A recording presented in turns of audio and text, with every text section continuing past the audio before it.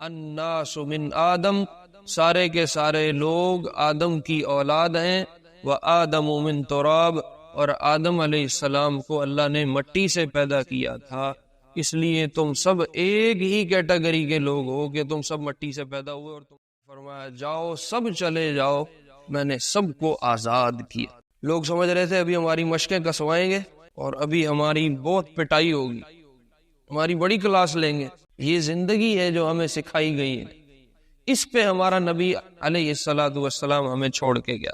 جب یہ خطبہ ختم ہو گیا، یہ روایات پتہ نہیں کہاں سے مشہور ہوئی ہیں، اس کی کوئی اصل موجود نہیں ہے، تو آپ نے فرمایا کعبے کا قبلہ میں ہوں، تو بلال کو فرمایا تو رخ میری طرف کر کے اذان دے، ایسی کوئی روایت موجود نہیں ہے۔ آپ نے حضرت علی کو بھیجا جاؤ عثمان بن ابی طلحہ کو لے گیا رضی اللہ عنہ، وہ کہیں چھپے ہوئے تھے، حضرت علی ان کو پکڑ کے لے آئے۔ صلی علیک اللہ صلواتا دائما فالعز والفوز لیس الا فیک۔ آپ علیہ السلام نے 8 ہجری میں مکے کو فتح فرمایا، اور فتح کر لینے کے بعد کعبے کے اندر نماز ادا فرمائی، اور لوگ جو مکے والے تھے وہ سب کعبے کے ارد گرد جمع تھے۔ دروازہ کھلا اور آپ علیہ السلام کعبے کے دروازے پہ تشریف لائے۔ اس کی کچھ تفصیلات میں نے پچھلے جمعے عرض کی۔ جب آپ دروازے پہ تشریف لائے تو باہر کافی بڑا مجمع اکٹھا ہو چکا تھا، جو اس انتظار میں تھا کہ اب ہمارے لیے پتہ نہیں کیا فیصلہ ہوگا۔ تو آپ نے آ کے کعبے کے دروازے پہ دونوں چوکھٹوں پہ یوں ہاتھ رکھا اور کھڑے ہو کے خطبہ ارشاد فرمایا۔ آپ علیہ السلام نے جو خطبہ ارشاد فرمایا اس کے موٹے موٹے چیدہ بات میں آپ کو بتا دیتا ہوں۔ ابتدا آپ نے فرمائی لا الہ الا اللہ وحدہ لا شریک لہ، اس ذات کے علاوہ کوئی معبود نہیں اور کوئی اس ذات کا شریک نہیں، توحید سے ابتدا فرمائی۔ جو ابتدائی کلمات تھے وہ اللہ کی ثنا اور تعریف اور اللہ کی توحید کے بیان میں تھے۔ اس کے بعد آپ نے ارشاد فرمایا صدق وعدہ، اس رب نے اپنے وعدے کو پورا کیا، وَنَصَرَ عَبْدَهُ، اور اپنے بندے کی مدد فرمائی، وَحَزَمَ الْأَحْزَابَ وَحْدَهُ، اور تنہ تنہا اکیلی ذات نے تمام اسلام کے دشمن لشکروں کو شکست دی۔ کہیں یہ شائبہ بھی نہ ہو کہ شاید ہمارا زور شامل تھا، یا ہم نے اپنے طاقت کے بلبوتے پہ یہ فتح حاصل کی ہے، یا ہم نے زور لگایا ہے اور اسلام کا جھنڈا لگایا، نہیں۔ وَمَا حَزَمَ الْأَحْزَابَ وَحْدَهُ، اس ذات نے تنہ تنہا سارے لشکروں کو شکست دی ہے، ہمارا اس میں کوئی عمل دخل یا کوئی کمال۔ نبوت کا یہ مزاج ہے کہ وہ کسی بھی کمال کو حاصل کرنے کے بعد اس کی نسبت اللہ کی طرف کرتے ہیں، اپنی طرف نہیں کرتے۔ اور شیطان کا اور شیطانی روحوں کا اور شیطانی قسم کے لوگوں کا یہ مزاج ہے کہ وہ جب کوئی کمال ان کو حاصل ہو جائے تو وہ دعوے کرتے پھرتے ہیں، میں نے یہ کر دیا، میں نے یوں کر دیا، میں نے کیا ہے تو ہوا ہے، میں نہ کرتا تو یہ کیسے ہوتا۔ اللہ نے قرآن میں قارون کا قصہ سنایا ہے۔ قارون کے پاس جب مال و دولت آئی، لوگوں نے کہا یہ اس رب نے دیا ہے، موسیٰ نے لوگ آ کے دعوت دی گئی اس رب کی عطا ہے۔ وہ کہنے لگا ہے تو میں نے اپنے زور بازو سے سارا کمایا، تم کہتے ہو اللہ نے دیے، رب نے دیے، یہ سارا میرا اپنا کمال ہے، میں نہ کماتا تو یہ کیسے مال اتنا جمع ہوتا۔ یہ جو قارونیت والا مزاج ہے یہ اللہ کو ہرگز پسند نہیں۔ اگر کسی میں یہ موجود ہو اور وہ مسلمان ہو تو مرنے سے پہلے اللہ اس کا یہ خناس صاف کرتے، اللہ کی سنت ہے۔ اگر وہ مسلمان ہے اور اس نے مر کے جنت جانا ہے، ہر کلمہ پڑھنے والے نے جنت جانا ہے، تو اللہ مرنے سے پہلے اس کے اس کو صاف کرتے ہیں کہ نہیں تیرا کمال نہیں ہے، ایسے حالات سے وہ گزرے گا کہ اس کی صفائی ہو جائے گی، اور اگر کافر ہے تو وہ اس گند کے ساتھ، اس خناسیت کے ساتھ بھی چلا جاتا ہے، چونکہ آگے بھی عذاب ہے اس کی، وہاں پہ بھی صفائی ہوتی رہے گی۔ تو آپ نے اپنے مزاج کے مطابق یہ ارشاد فرمایا کہ تنہا اس رب نے سارے لشکروں کو شکست دی، ہمارا کوئی کم۔ اس کے بعد آپ نے ارشاد فرمایا الا کل مأثرۃ او دم او ما يدعى من الجاہلیہ فهو موضوع تحت قدمی ہاتین، جتنے تمہارے مالی معاملات تھے اور جتنے تمہارے طور طریقے تھے تمہاری جاہلیت کے زمانے میں، وہ سارے کے سارے آج میں اپنے قدموں کے نیچے ڈال رہا ہوں، مطلب پچھلے طور طریقوں کو میں آج سے ختم کر۔ تمہارے مالی معاملات جو جاہلیت میں تم کرتے رہے ہو، سود کے تھے اور بددیانتیوں کے تھے اور دھوکہ فریب فراڈ اور لوٹ کھسوٹ، میں نے آپ کو بہت قصے سنائے ہیں کہ عرب کے لوگ کیسے ایک دوسرے پہ حملے کر کے اور مال ہڑپ کرتے تھے، اور ڈاکے چوری ان کا کام تھا۔ تو آپ نے فرمایا جاہلیت کا جتنا حساب کتاب، یہ جو ترتیبیں تمہاری تھیں، وہ آج ساری میں ختم کر رہا ہوں۔ آج کے بعد جاہلیت کے دور کی کوئی طور طریقہ نہیں چلے گا۔ یہ آپ نے ارشاد فرما کے ساری انسانیت کو اور اس مجمع کو یہ بتا دیا کہ جب نبی آتا ہے تو وہ اپنا طور طریقہ لے کے آتا ہے، اور کفر کے طور طریقے اس کے بعد نہیں چلا کرتے، وہ ختم ہو جاتے۔ اس امت کے پرانے طور طریقوں کو، کافرانہ طور طریقوں کو نبی ختم کر کے گیا تھا، اور اس امت نے دوبارہ وہ دفن کیے ہوئے طور طریقے واپس نکال لیے۔ اب وہ کافرانہ سارے کام جو نبی نے نہیں کروائے یا نبی نے منع کیے ہیں، یہ امت اب وہ سارے کے سارے کر رہی۔ پھر آپ نے ارشاد فرمایا یا الا کل قتل خطأ شبہ العمد، جتنے خطا کے قتل ہوئے ہیں، خطا غلطی سے قتل ہو گئے، ان کا بھی جرم ایسا ہی ہے جیسے جان بوجھ کے قتل ہوئے ہیں۔ جو سزا جان بوجھ کے قتل کی ہوگی وہی سزا خطا کے قتل کی ہوگی۔ پھر آپ نے فرمایا ففیہ دیۃ مغلظۃ، اس میں بھی 100 اونٹ دیت دینا ہوگی، جیسے جان بوجھ کے کیے ہوئے قتل میں دیت دی جاتی ہے۔ دیت کہتے ہیں خون بہا کو، کہ جیسے جان بوجھ کے قتل میں خون بہا تم دیتے ہو، ایسے اگر کسی نے کسی کا خطأً مار دیا، غلطی سے مار دیا، تو وہ بھی 100 اونٹ دے گا۔ یہ خون بہا ہوا کرتا تھا اس زمانے میں، تو آپ نے فرمایا خون بہا 100 اونٹ دینے پڑیں گے۔ 40 منہا من الابل اولادها فی بطونہا، ان 100 اونٹوں میں 40 ایسے ہونے چاہیے جن کے پیٹ میں ان کے بچے موجود، یعنی وہ حاملہ اونٹ ہو۔ یہ آپ نے اس زمانے میں چونکہ قتل و غارت بہت ہوئی تھی، تو اس حساب کتاب کو صاف کرنے کے لیے یہ بات ارشاد فرما دی، تاکہ دوبارہ اگر کسی نے قتل کے معاملے پہ کوئی لین دین کرنا ہے یا کوئی اور بات چیت یا کوئی معاملہ کرنا ہے، تو اس کا ایک طریقہ اور قاعدہ کلیہ بتا دیا کہ اس پہ رکھ کے تم نے اپنے قتل کے معاملات سارے طے کرنے۔ اس کے بعد آپ نے ارشاد فرمایا یا معشر قریش ان اللہ اذهب عنکم نخوۃ الجاہلیہ وتعظمها بالآباء، اے قریش کے لوگوں، اللہ نے تمہاری سارے نسلی اور ذاتی تکبر کو آج ختم کر دیا، جو جاہلیت میں تمہارا موجود ہوا کرتا تھا، اور تمہارے آباء و اجداد پہ جو تمہیں فخر تھا، آج اللہ نے اس کو ختم فرما دیا۔ الناس من آدم، سارے کے سارے لوگ آدم کی اولاد ہیں، وآدم من تراب، اور آدم علیہ السلام کو اللہ نے مٹی سے پیدا کیا تھا، اس لیے تم سب ایک ہی کیٹیگری کے لوگ ہو کہ تم سب مٹی سے پیدا ہوئے اور تمہارا باپ ایک ہے۔ ایسے تو نہیں ہو سکتا ایک ہی باپ کی اولاد میں کچھ بہت اوپر کے لوگ ہوں اور کچھ نیچے کے لوگ ہوں، نہیں، سب کے پاس ایک ہی نسبت ہے کہ سب آدم کی اولاد ہے، اور آدم اللہ نے مٹی سے بنائے تھے، لہذا سب ایک ہی قسم کے لوگ ہیں کہ سب مٹی سے بنے ہوئے ہیں۔ کسی کو کوئی فخر حاصل نہیں ہے کہ وہ بڑے خاندان میں پیدا ہو گیا، اور کسی کو کوئی نیچ حاصل نہیں ہے کہ وہ کسی نیچ کے خاندان میں پیدا ہو گیا۔ اللہ نے تقسیم فرمایا ہے، کسی کو کسی خاندان میں، کسی کو کسی خاندان۔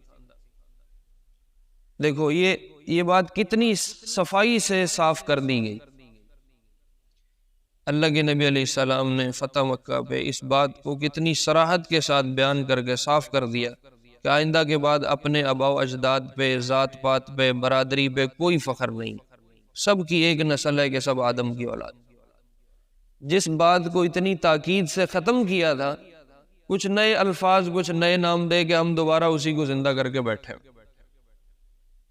کتنا مسئلہ، کتنا جھگڑا ہے ہمارے ہاں ذات پات کا، جی ہماری یہ نسل ہے، جی ہمارا یہ خاندان ہے، جی ہمارا خاندان اونچا ہے، جی ہماری قوم بڑی اونچی ہے، ہم نیچی قوم میں نہیں کرتے، ہم یوں نہیں کرتے، ہم یہاں نہیں۔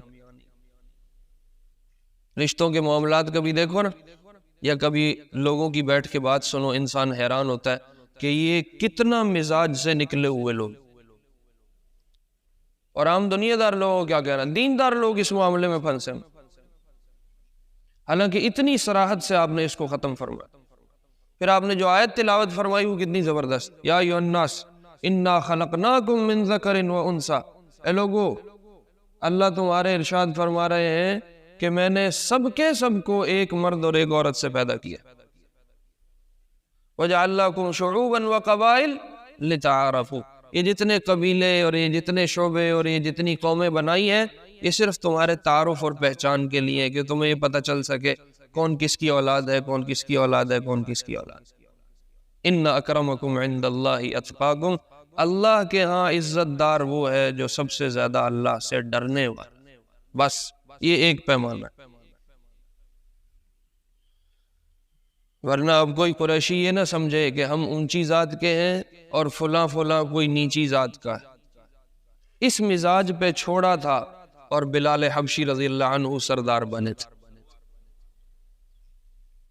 اس ذات پہ چھوڑا تھا، اس مزاج پہ چھوڑا تھا تو سلمان فارسی، صہیب رومی، یہ سارے مکے کے لوگ نہیں تھے رضی اللہ عنہ مجمعین، ٹھیک،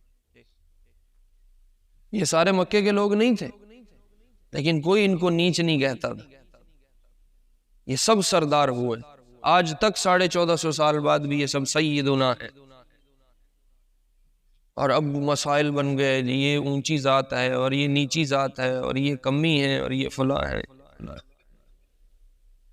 ہندوانہ مزاج ایسا اندر گھسا ہے جو نکلنے کا نام ہی نہیں لیتا۔ اس کے بعد آپ علیہ السلام نے فرمایا، یا معشر قریش ما ترون انی فاعل بکم، قریشیوں بتاؤ تمہیں کیا لگتا ہے آج میں تمہارے ساتھ کیا کروں گا، آج میں تمہارے ساتھ کیا کروں گا؟ تو سہیل بن عمر رضی اللہ عنہ ایک قریشی سردار تھے، وہ کھڑے ہوئے، انہوں نے فرمایا خیرن، ہمیں لگتا ہے کہ تم کچھ اچھا ہی کرو گے، کریم وابن اخ کریم، اس لیے کہ ہمیں پتا ہے تم مزاج کے کریم آدمی، کریم کہتے ہیں درگزر کرنے والا، سخی آدمی، معاف کرنے والا، کوئی بات نہیں، اس لیے کہ ہمیں پتا ہے تم درگزر کرنے والے آدمی، سخی آدمی ہو، اور سخی کے بیٹے ہو، کریم آدمی کے بیٹے ہو، اس لیے ہمیں تم سے خیر کی امید ہے۔ تو آپ نے فرمایا انی اقول لکم مثل ما قال اخی یوسف لاخوتہ، میں آج تمہیں وہی کہتا ہوں جو یوسف نے اپنے بھائیوں سے کہانی کے کھل جانے کے بعد کہا تھا۔ کیا کہا تھا؟ لا تثریب علیکم اليوم، آج تمہاری کوئی باز پرس نہیں ہے، آج تمہارے کوئی سرزنش نہیں ہے، آج تم پہ کوئی بوجھ نہیں ہے۔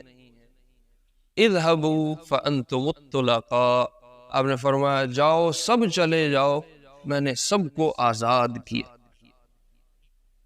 لوگ سمجھ رہے تھے ابھی ہماری مشقیں کسوائیں گے اور ابھی ہماری بہت پٹائی ہوگی، ہماری بڑی کلاس لیں گے، کیونکہ یہ وہ مجمع تھا جنہوں نے تنگ کر کر مکے سے نکالا تھا، اور یہ وہ مجمع تھا جنہوں نے ناک میں دم کر دیا، پتھر مارے، زخمی کیا، ایڑیاں زخمی ہوئیں، لہو لعان ہوئے، گھر چھوڑنا پڑ گیا، یہ وہ لوگ تھے، اور یہ سب ڈرے ہوئے تھے کہ پتہ نہیں اب ہمارے ساتھ۔ اس لیے کہ جتنے بادشاہ لوگ جب کسی علاقے کو فتح کرتے ہیں، آپ نے تاریخ پڑھی ہے یا قصے سنے ہوں گے، تو وہ فتح کرتے ہی سب سے پہلے اعلان کرتے ہیں قتل عام کا۔ چنگیز کی کہانیاں پڑھو نا، وہ جس علاقے کو آگے فتح کرتا تھا وہ کہتا تھا قتل شروع کر دو، اور جب تک میں روکوں نہ قتل کرتے رہو۔ ایک علاقے میں کہیں آیا، اس نے قتل کا اعلان کیا فتح کر لینے کے بعد، تو کسی نے آ کے کہا بس کرو، تمہاری تلوار کی ابھی پیاس نہیں بجھی؟ وہ کہنے لگا میں نے قسم کھائی ہے جب تک خون بڑھتا بڑھتا بڑھتا میرے گھوڑے کے پیٹ کو نہیں لگ جائے گا تب تک میں قتل کو نہیں روکوں۔ شاہان عالم جب کسی علاقے کو فتح کرتے ہیں تو ان کا یہ مزاج ہوتا ہے۔ تو انہوں نے کہا ہم تیری قسم پوری کرتے ہیں، ہم چلو میں خون لے کے تیرے گھوڑے کے پیٹ پہ مل دیتے ہیں، تیری قسم پوری ہو جائے گی، ہن بس کر دے۔ آپ بادشاہ تو نہیں تھے، آپ تو نبی تھے نا، رحمت للعالمین تھے، آپ گردنیں اتارنے تھوڑی آئے تھے، آپ تو جہنم سے بچا کے جنت میں لے جانے کے لیے آئے تھے۔ اسے آپ فرمایا میں عام معافی کا اعلان کر رہا ہوں، جو تم سب کو میں نے معاف۔ ان کے جرم دیکھو تو ان کے جرم کوئی نہیں ہوا کرتے تھے۔ ایک علاقے کو چنگیز نے آ کے فتح کیا ہے، اس میں رہنے والے لوگوں نے چنگیز کا کیا بگاڑا ہے؟ کچھ بھی نہیں بگاڑا۔ اور آپ اتنی کثرت سے کہانیاں سن چکے ہو کہ وہ لوگ بے قصور لوگوں کو آگے قتل کرواتے تھے صرف یہ دکھانے کے لیے کہ ہم نے فلاں علاقے کو فتح کیا، اور ادھر آپ علیہ السلام کے سامنے جو مجمع کھڑا ہے وہ 100% قصوروار تھا، وہ سارے کے سارے مجرم تھے، اور ایک ایک کو کھولو ان کی جرموں کی لسٹیں ہیں پیچھے پوری پوری۔ آپ کو حیرت ہوگی، صحابہ جو مہاجرین تھے جو ہجرت کر کے مکہ سے مدینہ چلے گئے، اور خود اللہ کے نبی علیہ السلام بھی ہجرت کر کے مدینہ چلے گئے، انہوں نے اپنے گھر بار جو پیچھے چھوڑے تھے ان پہ قبضہ بھی انہی کا تھا جو سامنے کھڑے ہوئے تھے۔ کچھ صحابہ نے آگے کہا یا رسول اللہ، احمد بن جحش رضی اللہ عنہ ایک صحابی، وہ آئے، وہ کھڑے ہوئے، یا رسول اللہ میں اپنا گھر چھوڑ کے گیا تھا اور میرا گھر ابو سفیان نے قبضہ کر لیا، میرا وہ گھر مجھے لے کے دو۔ آپ نے اس کو قریب بلایا بڑے مجمع میں، اور بلا کے اس کے کان میں ارشاد فرمایا تو خاموش ہو جا، اپنے گھر کا مطالبہ چھوڑ دے، تجھے اس کے بدلے جنت میں گھر لے کے دوں۔ کچھ اور صحابہ نے بات کرنے کی کوشش کی تو آپ نے سر عام سب کو فرمایا میں تم سے جنت میں گھروں کے وعدے کر رہا ہوں، یہاں تم نے اللہ کے لیے چھوڑ دیا ہے، جب اللہ کے لیے ایک چیز چھوڑ دی جائے تو اس کو واپس نہیں لیتے، اس لیے ان گھروں کا مطالبہ نہیں کرو۔ خود جس گھر میں آپ رہے، جہاں پلے بڑے، جوان ہوئے، جہاں آپ کی شادی ہوئی حضرت خدیجہ کے ساتھ، جہاں آپ نے وقت گزارا، جہاں آپ کی ساری اولاد پیدا ہوئی، آپ نے اپنے گھر کا بھی کوئی مطالبہ نہیں، نام بھی نہیں لیا، نام تک نہیں لیا۔ 100% قصوروار مجمع ہے اور آپ نے سب کے لیے معافی کا اعلان کیا۔ میرے عزیزوں، میرے پیاروں، یہ صرف قصے کہانیاں نہیں ہیں کہ کتاب پڑھ دی، کتاب سن دی، سیرت کا جلسہ ہو گیا، تقریر ہو گئی، سیرت پہ بیان ہو گیا اور چلو اب کہانی گول کر۔ یہ زندگی ہے جو ہمیں دی گئی ہے، یہ زندگی ہے جو ہمیں سکھائی گئی ہے، اس پہ ہمارا نبی علیہ السلام ہمیں چھوڑ کے گیا۔ جب یہ خطبہ ختم ہو گیا تو آپ علیہ السلام نے حضرت بلال سے کہا رضی اللہ عنہ، زور کا وقت ہو گیا تھا، آپ نے فرمایا کعبے کی چھت پہ چڑھو اور آذان دو۔ تو حضرت بلال رضی اللہ عنہ کعبے کی چھت پہ چڑھے اور حضرت بلال نے آذان دی۔ یہ اعلان تھا کہ آج کے بعد مکہ کفر و شرک سے پاک ہو گیا اور اللہ کا نام رہے گا، اور اللہ کا نام کا ہم اعلان کر رہے ہیں، اور اللہ کے نام پہ آئندہ سے یہ ملک اور یہ شہر چلا کرے گا۔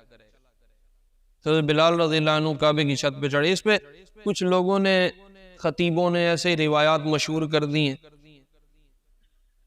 ان کی کوئی سند ہمیں تو نہیں ملی کہ حضرت بلال سے آپ نے فرمایا کہ بھائی رخ کس طرف کرو گے، کیونکہ سارے لوگ کعبے کی طرف رخ کر کے اذانیں دیتے ہیں، تو کعبے کی چھت پہ بلال نے چڑھنا تھا، تو رخ کدھر کو کرو گے؟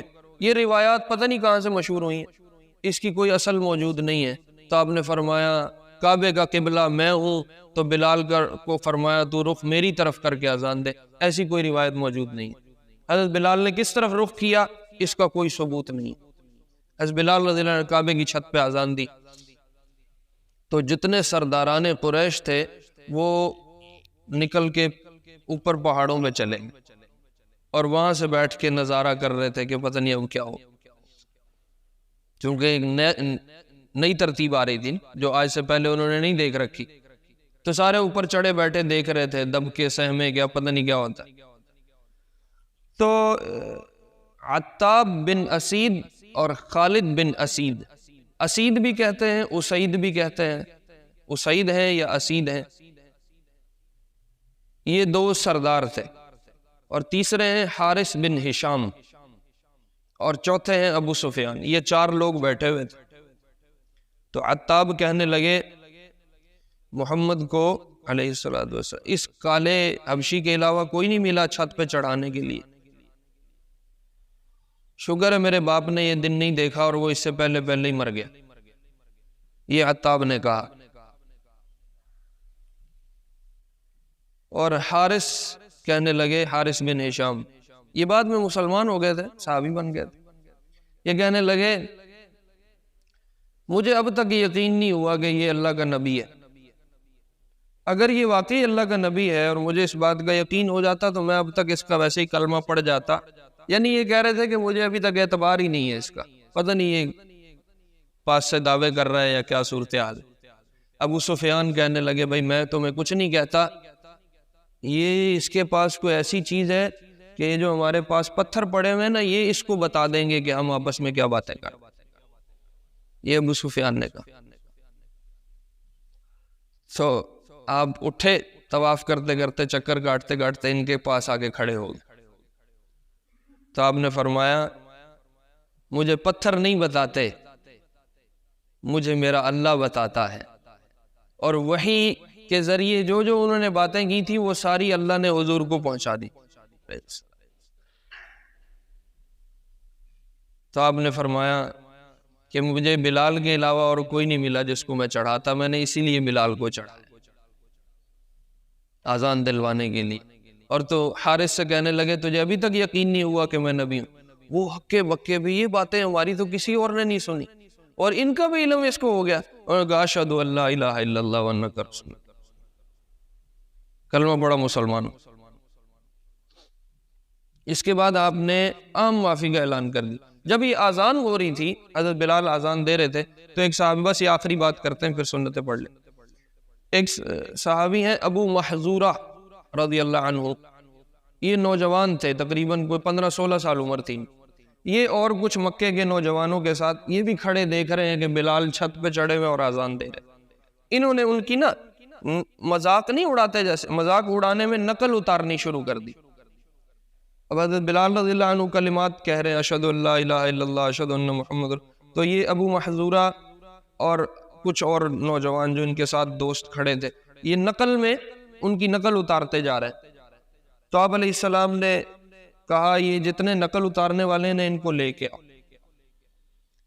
تو وہ سارے جوان آ گئے، اب وہ سارے ڈرے ہوئے ہیں کہ پتہ نہیں ہمارے ساتھ کیا ہوگا۔ تو آپ نے فرمایا تم میں سب سے خوبصورت اور سب سے اچھی آواز کس کی ہے؟ تو ان نوجوانوں نے کہا یہ جو ابو محذورہ ہے اس کی آواز سب سے اچھی۔ تو آپ نے کہا ابو محذورہ ادھر آؤ، اور باقی سب کو کہا تم چلے جاؤ، کچھ نہیں کہا۔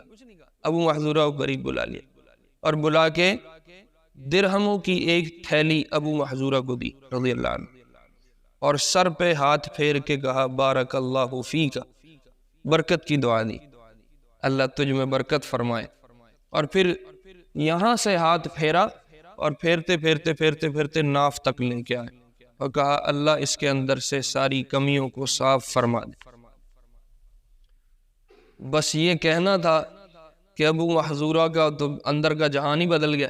وہ خود فرماتے ہیں میرے اندر جتنی نفرت تھی وہ ایک دم ساری محبت میں تبدیل ہو گئی۔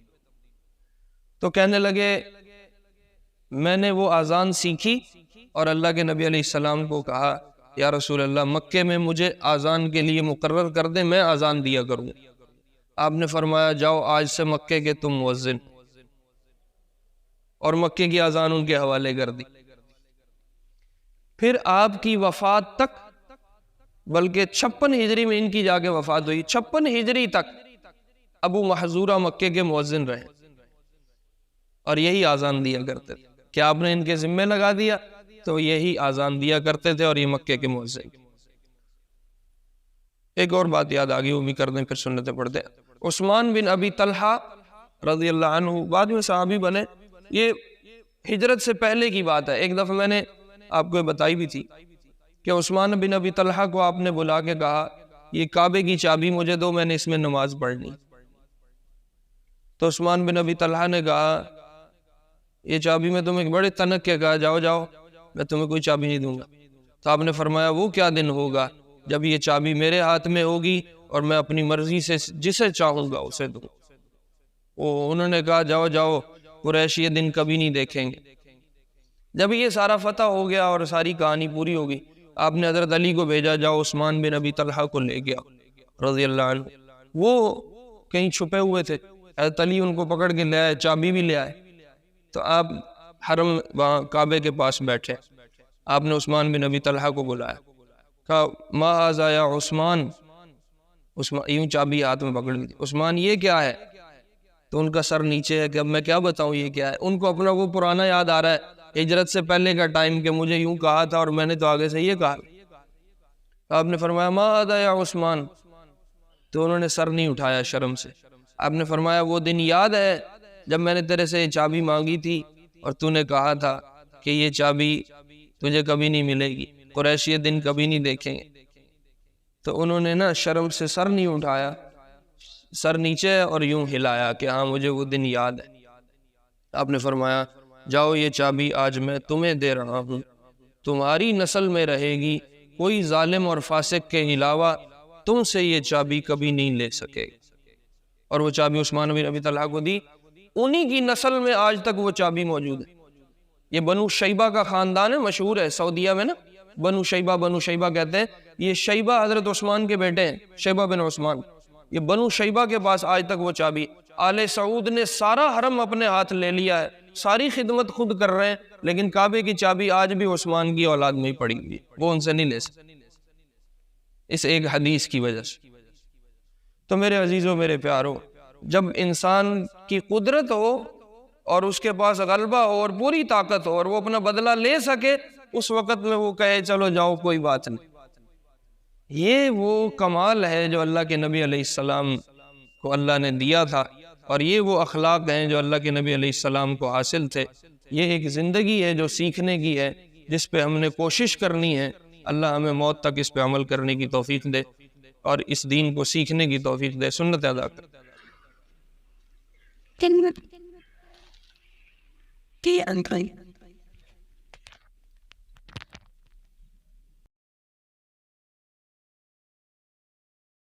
صلى عليك الله صلواتا دائما فالعز والفوز ليس إلا فيك